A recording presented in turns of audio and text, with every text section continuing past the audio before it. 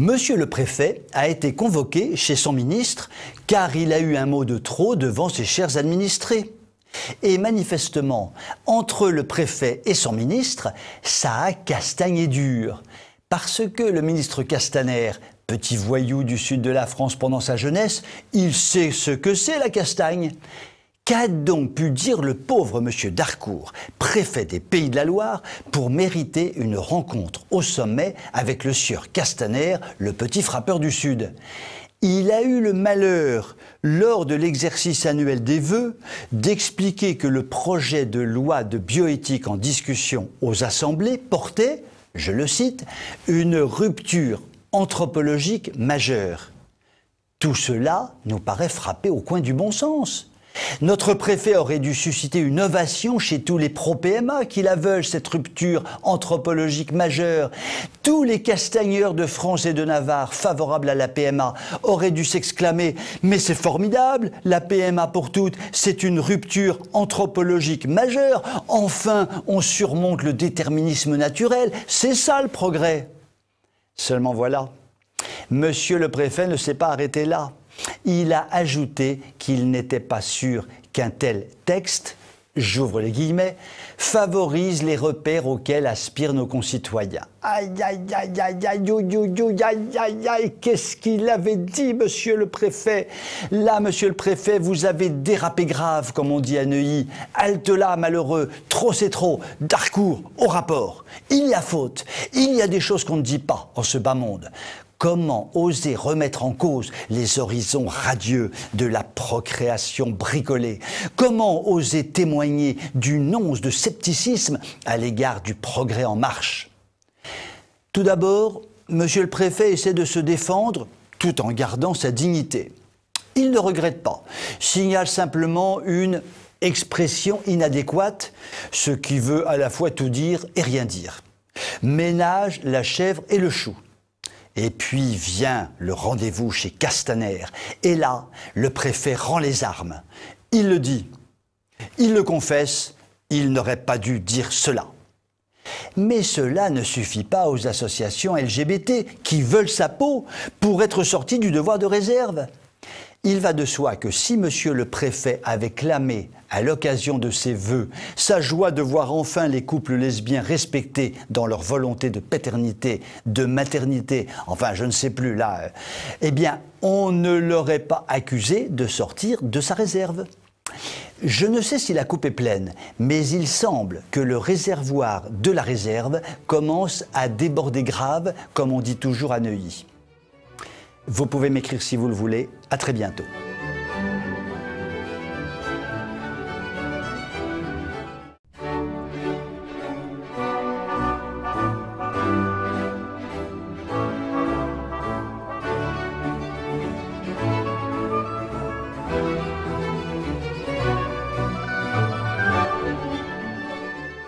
Le coq, il chante. Le fumier, il sent.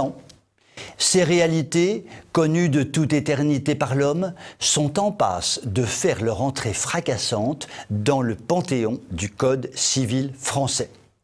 Oui, monsieur, dame, le coq et le fumier sont deux exemples emblématiques de notre, j'ouvre les guillemets, patrimoine sensoriel rural, et comme tel, ils méritent d'être protégés par la loi avec un grand L. Je ne sais dans quel esprit tordu le concept de patrimoine sensoriel rural a germé, mais toujours est-il qu'il a germé. Miracle de la nature. La notion de patrimoine sensoriel rural vient combler une grave lacune de notre droit. Il n'existait à ce jour aucune protection pour le chant des cigales ou le parfum de la bouche de vache. Non mais c'est dingue cette histoire! Faut quand même les protéger, les chants des cigales ou les délicieux parfums de bouche de vache. Non, mais des fois quand même. J'ouvre les guillemets. Une fois que la loi sera adoptée, les régions pourront déterminer, avec l'appui des départements, quels sont les sons ou odeurs caractéristiques d'un territoire comme Par exemple, la stridulation des cigales en Provence ou l'odeur du mou de raisin dans l'Hérault. Il suffira que les régions concernées les inscrivent à l'inventaire de leur patrimoine pour qu'ils soient protégés. Fermez les guillemets, nous explique l'auteur de la loi. Décidément, nous n'arrêtons pas le progrès. En fait, parlons crûment, lâchons-nous. Cette idée de loi stupide a vu le jour parce que des citadins stupides, élevés sous serre, ont trouvé malin, du fond de leur résidence secondaire, de se plaindre de ce que la campagne sentait un peu trop la campagne. Mais c'est horrible ce que vivent ces citadins stupides élevés sous serre. Quand ils vont dans leur maison de campagne, ça sent la campagne. Grosse catastrophe, comme disaient les Allemands après la défaite de Stalingrad.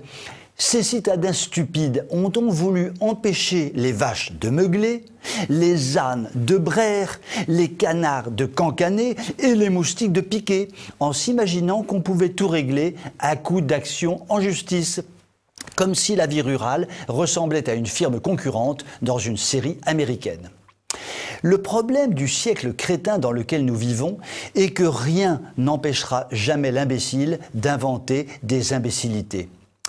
Mais alors, j'y pense, l'odeur des pots d'échappement du périphérique parisien, subtilement carbonée avec un zeste de goudron chaud, sera-t-elle reconnue comme caractéristique du territoire parisien? Devrait-elle être protégée?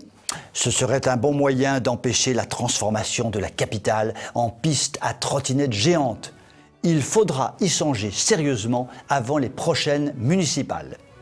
Vous pouvez m'écrire si vous le voulez. À très bientôt.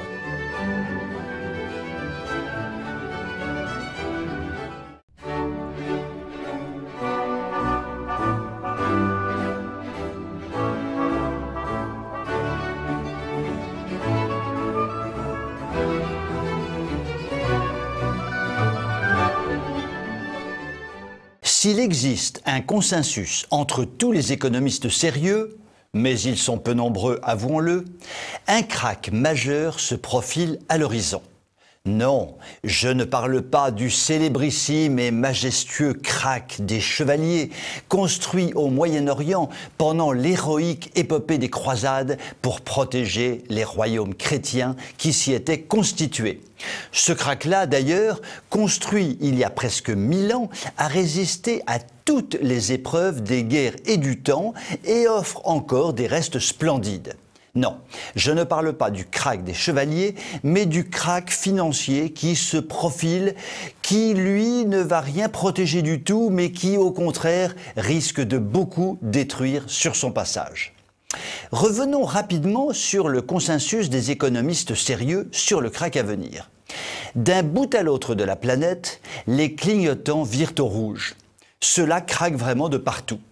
De la bourse chinoise fort mal en point, à la production industrielle allemande en forte chute, de la croissance chinoise en forte baisse, à la dette publique vertigineuse de la plupart des pays occidentaux, de la contraction des échanges commerciaux mondiaux, à la folie spéculative d'investisseurs inconscients, de la crise généralisée des budgets sociaux à l'accroissement général de la pauvreté, n'en jetez plus, la coupe est pleine, les conditions sont réunies comme jamais pour qu'un krach majeur s'abatte avec férocité sur les économies mondiales.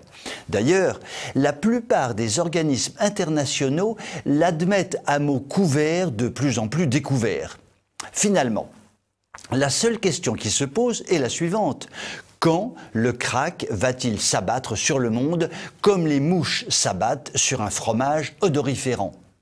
Il semble maintenant à peu près sûr que l'élément déclencheur ne viendra pas du système économico-financier de la planète.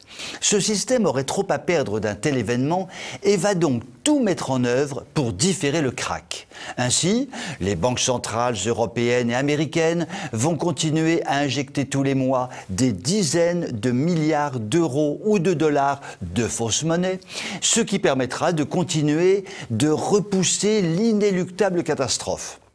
Cela dit, Christine Lagarde, la responsable de la BCE, et ses homologues mondiaux, qui ont pour seul objectif de pousser toujours plus loin l'heure de vérité, ne peuvent tout maîtriser, car ils ne sont pas encore des dieux omnipuissants, même s'ils pensent le contraire. Ainsi, la tempête qui s'annonce viendra d'un fait ou d'une conjonction de faits que ces dieux en culotte courte n'auront pas vu venir ou ne pourront maîtriser. Un exemple concret. L'actuelle épidémie chinoise peut être un déclencheur, comme peut l'être par exemple une attaque américaine sur l'Iran, une panique contagieuse sur la dette publique d'un seul État, une attaque destructrice sur les puits de pétrole saoudiens, et que sais-je encore. Quoi qu'il en soit, les économies et les finances du monde actuel ont atteint un tel degré de risque que le krach se produira inexorablement. Il n'y a plus qu'à attendre patiemment, hélas, son élément déclencheur. Vous pouvez m'écrire si vous le voulez. À très bientôt.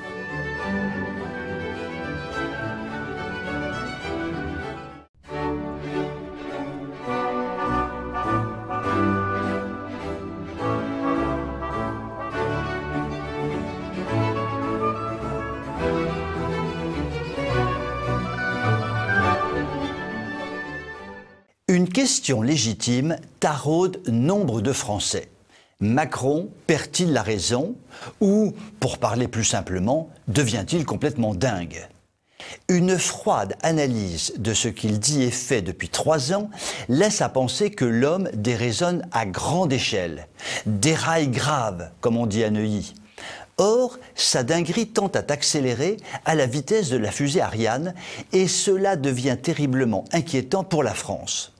Macron devrait être le premier responsable d'un pays qui, en dépit de la déconstruction systématique menée par les élites au pouvoir, reste encore un pays important.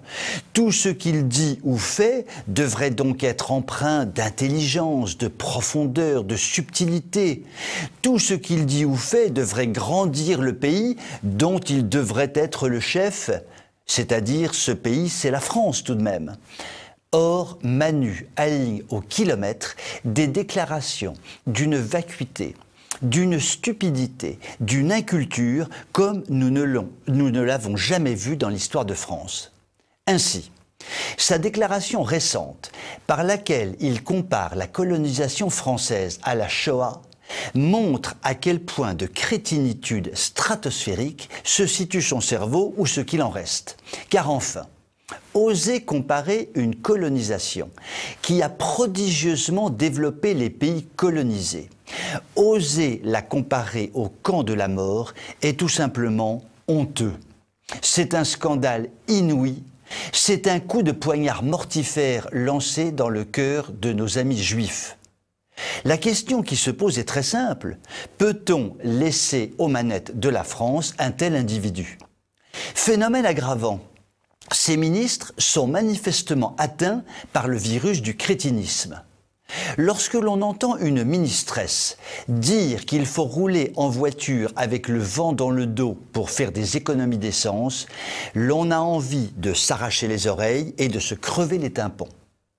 Et lorsque l'on entend une ministresse dire qu'il faut revenir au principe de réalité et donc rouler désormais en trottinette, l'on a envie de lui arracher la langue et de jeter sa langue au chien. Pour revenir à Macron, une photo qui a beaucoup circulé le montre enlaçant amoureusement un Africain immense, déshabillé bien sûr. Et là, l'on a envie de se crever les yeux. En bref, comme le disait Pépin, il reste à déposer celui qui restera dans l'histoire comme Manuelus Macronosculus, l'homme qui ressemblait étrangement au dernier empereur romain nommé par dérision Romulus Augustulus. S'il finit par hasard son mandat, il faut espérer que les 2/3 des Français qui ont compris le danger qu'offre l'animal ne le reconduisent pas en 2022. Vous pouvez m'écrire si vous le voulez. À très bientôt.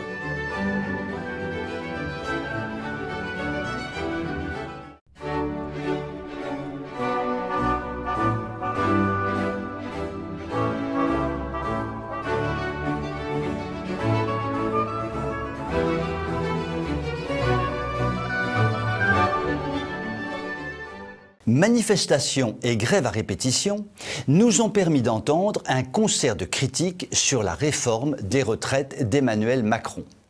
Pourtant, rares sont ceux dans la classe politique qui ont fait leur véritable travail d'opposition pour faire résonner un autre discours et montrer qu'à l'évidence, le travail du gouvernement était délétère. Joseph Touvenel, le secrétaire général de la CFTC, est peut-être l'un des seuls à avoir osé dire ce que personne n'ose dire, au-delà des outrances d'une CGT déconnectée dont les revendications grincent comme un disque rayé, ou du silence des Républicains, gênés et incapables de construire une réforme alternative crédible. La première des évidences est qu'il est strictement inutile d'espérer réformer les retraites de manière durable et efficace sans penser à l'épineuse question de la natalité et du renouvellement des générations. Nous avons fait le choix d'un système par répartition. Il ne peut se maintenir qu'avec une fécondité haute, les enfants nombreux cotisant pour leurs aînés. Or, tout est fait dans la politique du gouvernement pour tuer les familles et dissuader les naissances. Et que dire de la manière dont sont traités par la réforme les mères de familles nombreuses de plus de 3 enfants qui vont voir leur pension chuter drastiquement? Les chiffres sont imparables. La natalité française baisse inexorablement d'année en année. Le seul moyen alternatif auquel pensent nos élites corrompues est bien sûr l'immigration massive, dont le coût économique est considérable et qui détruit méthodiquement notre tissu social et culturel. La deuxième évidence est que la réforme a été pensée de manière approximative, sans cap rigoureux, avec une intuition de base, la nécessité d'un système unique qui avait ses avantages et ses inconvénients, mais qui a été totalement vidé de sa substance par des remaniements successifs et opportunistes. Au bout du chemin, des exceptions qui viennent s'accumuler, comme autrefois les régimes spéciaux. Cela donne donc l'impression que le gouvernement a été incapable de penser intelligemment la spécificité de certains emplois et qu'il n'a pas eu le courage de tenir ses objectifs. Tout cela montre un dramatique déficit de crédibilité. La troisième évidence est que le gouvernement Macron a mal travaillé et a travaillé dans l'urgence. Le dossier traîne depuis des décennies. Rappelons-nous la tentative avortée d'Alain Juppé en 1995. L'urgence n'était pas telle qu'il ait fallu ainsi bâcler le projet, comme l'a souligné le Conseil d'État dernièrement.